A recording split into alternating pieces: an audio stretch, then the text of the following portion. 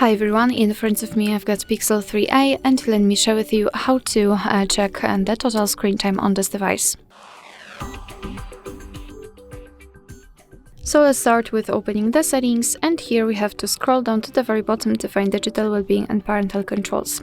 Here we've got the graph which will show us for how long we've been using this device today. In my case almost 2 hours. Most of the time I've spent on the settings in Chrome, so you can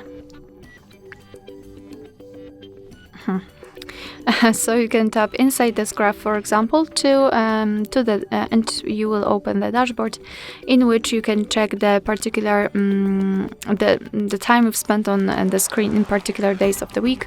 You can change the screen time to notifications received and times opened, and the second is the setting that you can tap on the specific app. So for example, settings, Chrome, Google, whatever, just tap on it, and again you've got the dashboard, but this time it is tightly connected with this one app. Alright, so that will be all. Thank you so much for watching. I hope that this video was helpful, and if it was, please hit the subscribe button and leave the thumbs up.